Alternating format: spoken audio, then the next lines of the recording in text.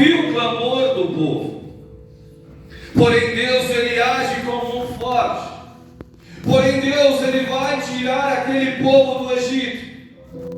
Porém Deus vai permitir agora que o povo se depare primeiro com o Mar Vermelho.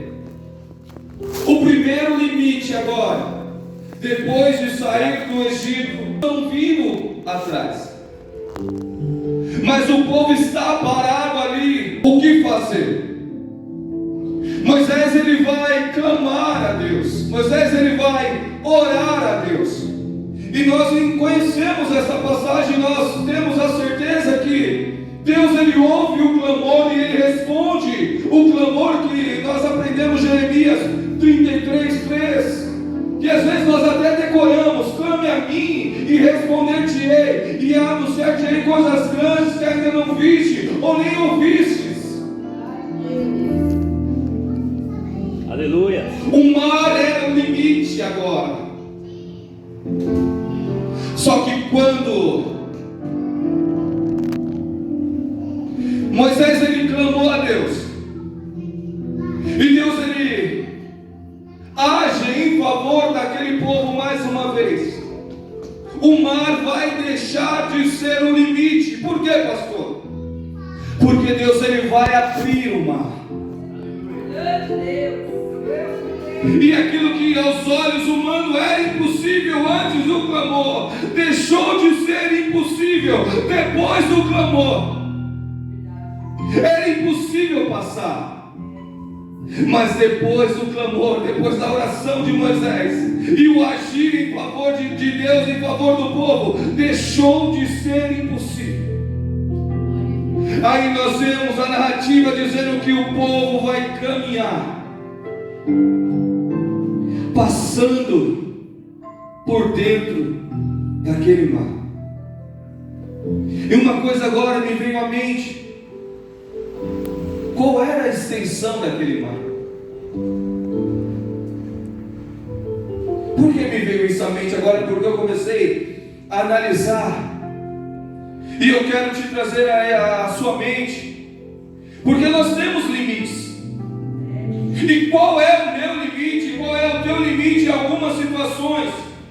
O que tem nos limitados, às vezes são doenças, às vezes são situações, às vezes são adversidades, às vezes são situação no meio da família ou dos familiares. Qual é o meu e o teu limite? Sabe, irmãos, isso eu não contei nem para minha esposa esses dias.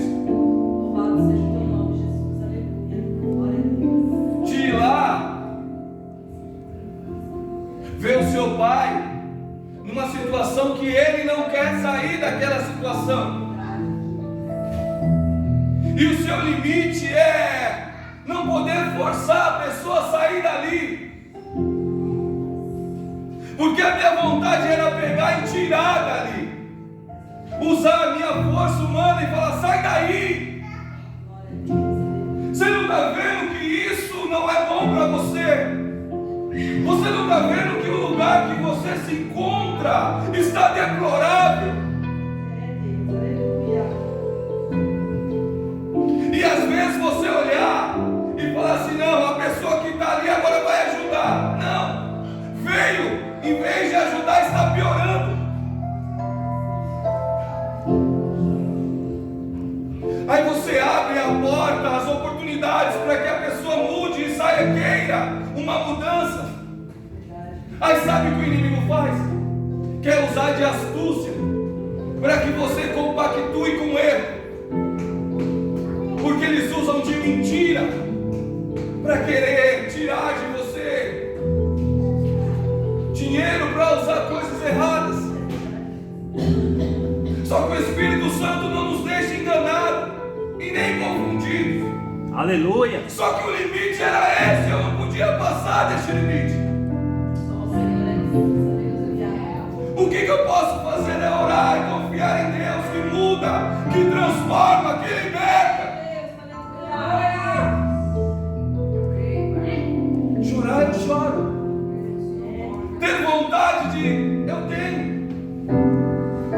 Mas o que eu posso fazer se não confiar em Aleluia. Moisés, em momento algum, ele quis abrir o mar com as suas forças. Em momento algum ele olhou para o povo e disse: ei, vamos passar a nado. Em momento algum ele quis agir, dar um jeito, humanamente dizendo, mas ele confiou em Deus. Venceram um limite que estava posto na sua frente, que era o mar a princípio, confiando, orando e buscando em Deus.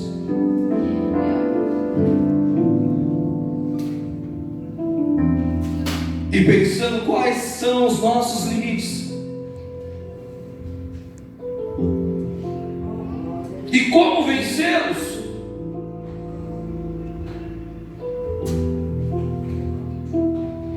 Porque saíram da escravidão, estão caminhando com Deus e a presença é notória. Existe uma nuvem, uma coluna de nuvem, de dia para que o calor ou que o sol escaldante não viesse molestar aquele povo. Mas uma noite fria como essa, ou mais fria do que essa que nós estamos vivendo hoje, no deserto existia uma coluna de fogo que, além de aquecer aquele povo, eu costumo dizer, meu irmão, o cuidado de Deus é perfeito. Ele sabe dos mínimos detalhes.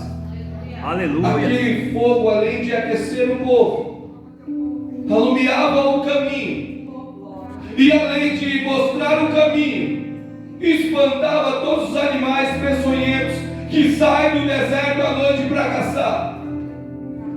Só que aquele povo saiu do Egito, passou pelo Mar Vermelho, vencendo o primeiro limite, e agora estão caminhando pelo deserto por 3 dias. A sede chegou. O segundo limite agora é a sede, porque mesmo a nuvem protegendo diante do dia pelo calor, o corpo estava debilitado com sede. Aí se deparam com um lugar chamado Mara, aonde até encontram água. Só que as águas que ali estão são amargas. O segundo limite é encontrar água para saciar a sede. Porque não adiantaria nada ter saído do Egito, ter passado por dentro do Mar Vermelho com os pés enxutos, andar pelo deserto e morrer no deserto com sede. Qual é o meu limite e o teu? Quando nós falamos de limite, eu quero pontuar algumas passagens antes de falar de Mara novamente. Gênesis capítulo 7. O limite de Noé era o dilúvio. Mas Deus preparou a arca para que ele e a família dele passasse esse limite, chegasse do outro lado, esperasse as águas baixarem e poder descer e oferecer sacrifício ao Senhor com os pés enxutos. 1 Samuel capítulo 1. O limite de Ana era a esterilidade, era não poder gerar filhos. Só que mesmo na sua limitação, anualmente, ela subia com seu esposo para oferecer a Deus sacrifícios. E ela sempre estava orando, ela sempre estava clamando, ela sempre estava buscando ao Senhor. Aonde nós fazemos menção que Ana se derramou diante do Senhor. E diz a palavra que Deus se lembrou de Ana. E é um texto que eu me aprofundo muito quando tem isso. Pode Deus, sendo soberano, pode Deus ser onipresente, onisciente, se esquecer de alguém? Quando o texto diz, e lembrou-se Deus de Ana, o texto está dizendo, chegou a hora de Deus agir em favor de Ana. Louvado seja Deus. Chegou a hora, Ana, de você passar por esse limite. Chegou a hora de Deus te conduzir a passar por esse limite, a superar essa adversidade. São situações. Oh Deus, vamos lá, Jesus. Em Daniel, nós falamos muito sobre Ananias, sobre Misael, sobre Azarias e sobre Daniel. Os três amigos de Daniel são lançados na fornalha de fogo ardente. Ô irmão, o limite deles era não querer se prostrar à idolatria, a deuses estranhos. Existia um limite, porque eu devo só adorar ao Senhor. De todo o meu coração, a minha adoração é só para Deus. Então eu não me prostro. Mas a consequência que viria é: se vocês não se prostrarem, serão lançados na fornalha de fogo ardente, aquecida 7 vezes mais.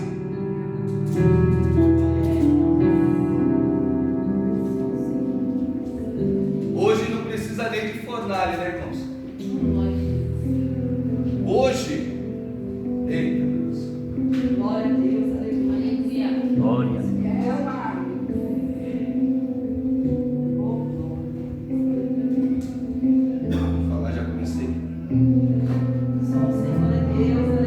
a idolatria está entrando dentro da igreja. Verdade. Adorando a pastores, adorando a homens, se prostrando a homens, aonde esquecemos que o único que é digno de adoração é o Senhor. Glória, aleluia. Adorando objetos, esquecemos de adorar somente a Deus. Pessoas que estão se corrompendo por tanta pouca coisa. Na verdade, não devemos nos corromper com nada, mas não está precisando de muito para que o povo se corrompa. E a idolatria, meus amados irmãos, já que eu entrei, deixa eu abrir um versículo aqui.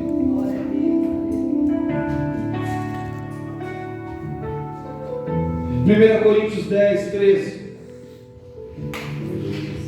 Não vos tem sobrevindo tentação que não seja comum aos homens, mas Deus é fiel, o qual não permitirá que sejam tentados acima do que sois capazes, mas também com a tentação fará um caminho para escapar, para que sejais capazes de superá-lo. Verdade. Capítulo 10 de 1 Coríntios. Paulo está alertando o povo de Corinto: cuidado com a idolatria. Verdade. Cuidado com a idolatria. Cuidado com a idolatria. Cuidado com a idolatria. Deus, aleluia. Amar a Deus acima de todas as coisas. Acima de todas as coisas.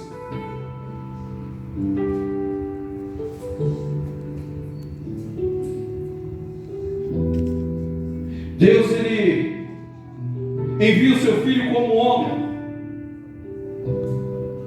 E o limite de Jesus como homem era a morte. Era o preço que deveria ser pago.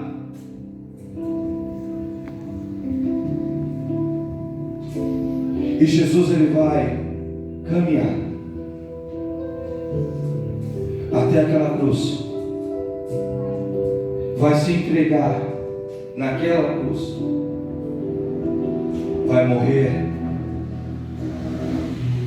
mas Ele vence o seu limite, que é a morte. Aleluia. Porque Ele ressuscita ao terceiro dia. Glória a Deus. Só que agora, quando Ele ressuscita, Ele já não é mais um homem limitado. Não. Ele trouxe sobre si novamente toda a sua glória. Está com o corpo glorificado. E agora Ele vai ter um nome acima de todo nome, a qual diante desse nome todo joelho se dobrará e toda língua confessará que Jesus Cristo, Ele é o Senhor. Aleluia. Oh, aleluia. Glória a Deus. Agora, meu amado irmão, o povo se depara até com as águas, mas diante daquele povo, olhando para aquelas águas que são amargas, me vem uma pergunta: como que eles sabem que as águas são amargas? Será que alguém experimentou? Aí me vem mais uma pergunta: por que Deus tira o povo da escravidão, abre o mar, faz o povo passar pelo mar e leva até as águas que são amargas?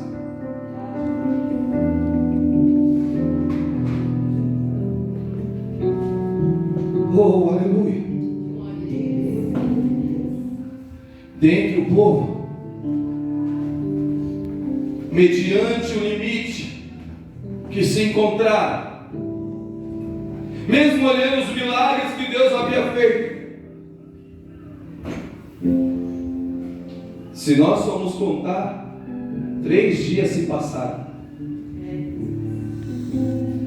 que Deus havia feito um grande milagre.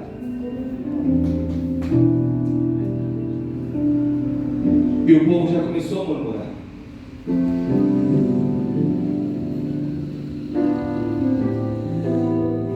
Sabe por quê? Deus permitiu aquele povo se deparar com as águas de mar. Hoje, nos dias atuais, os cientistas foram pesquisar ali naquelas águas. E eles estudaram ali essas águas de mar. E os próprios cientistas vão dizer que dentre essas águas existem muitas ervas. E é interessante que eles vão dizer que essas ervas que ali estão são ervas medicinais. E essas ervas medicinais, elas podem ajudar na cura do corpo. Se os cientistas dizem isso, eles podem até não olhar para a grandeza de Deus, mas eles vão reconhecer que Deus, Ele é soberano. Porque Deus, Ele vai pegar um povo que estava no Egito, escravo, oprimido, debilitado, passa Mar Vermelho, caminha por 3 dias no deserto, onde o corpo está bem debilitado, e vai levar a um lugar onde começa o tratamento na vida daquele povo. Aleluia. E o tratamento de Deus, eu entendo que, como o evangelista Valdir começou a pregar aqui na quarta-feira, começa de dentro para fora, porque Ele mesmo se apresenta como águas vivas. Aleluia! Não é simplesmente aquela água que estava ali, não era simplesmente aquelas ervas que estavam ali, mas é o próprio Senhor te dizendo: ei, eu te tirei da escravidão, eu operei milagres na tua vida, e agora eu começo a te restaurar de dentro para fora. Glória a Deus. Aí eu entendo que quando caiu a ficha, que aquela mulher entendeu quem estava falando com ela deixou tudo ali, porque o mais importante era expressar o que ela estava sentindo e quem havia falado com ela. Ei, os murmuradores não estavam entendendo. As águas amargas não é o fim.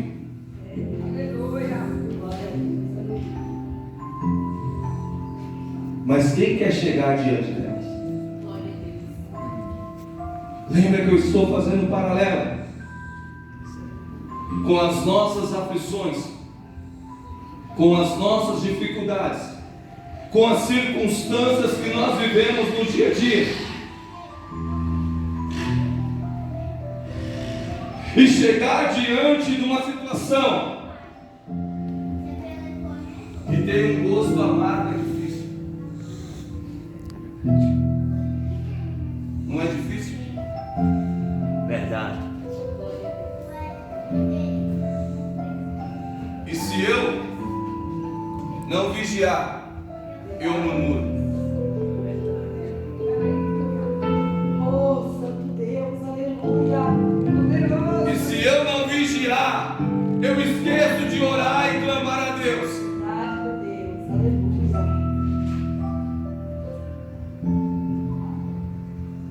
E se eu não acreditar que Deus pode mudar a situação, eu me fico prostrado ali e não consigo sair dali. E se eu não acreditar e trazer à existência aquilo que os meus olhos não estão vendo, como que Deus vai mudar a situação? Se eu não estou agindo com fé.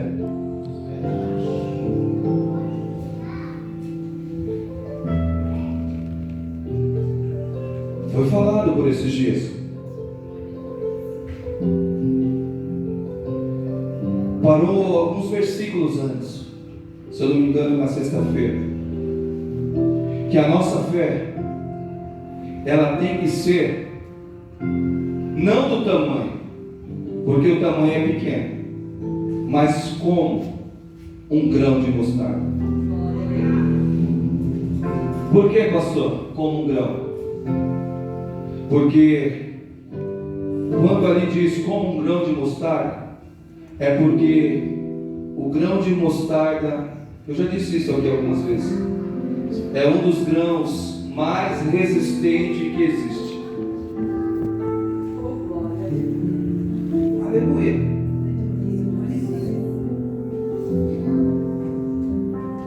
Novamente Deus vai ouvir a oração. Novamente Deus vai ouvir o clamor, só que agora tem uma direção. Pega um galho de árvore, descasca ele e toca nas águas. Só que me chama a atenção, irmão, o cajado tocou no mar vermelho e o mar se abriu. O galho de jogou na água, e as águas agora ficou propícia a ser bebida ou potável para se tomar. Só que quem faz não é o cajado e nem o galho. Aleluia. É Deus. E uma das coisas que eu anotei quando eu estava pesquisando e estudando a respeito desta mensagem: quando chegamos no nosso limite, Deus envia a providência.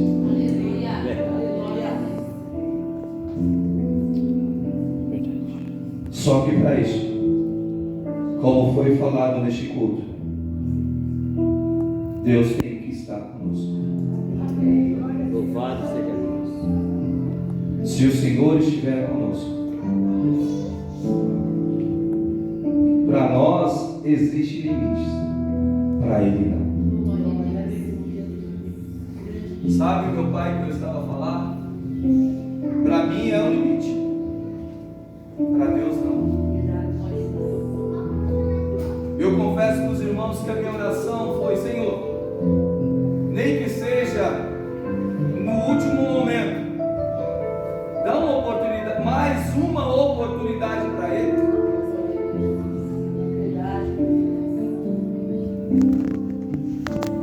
Pastor, ele conhecia Cristo? Sim. Já foi pastor. Já ganhou muitas almas. Deus ganhou muitas almas através do instrumento que era ele. Só que hoje está nas mãos do inimigo, escravizado e cego.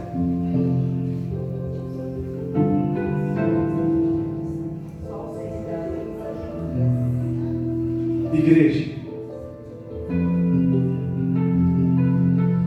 essa frase agora vai sair lá da minha alma,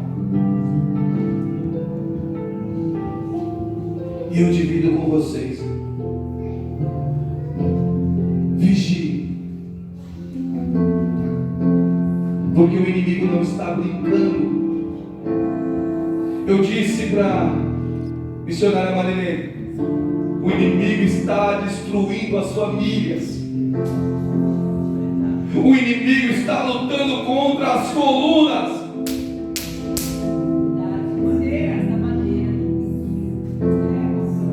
Tanto dentro dos lares, como dentro dos ministérios.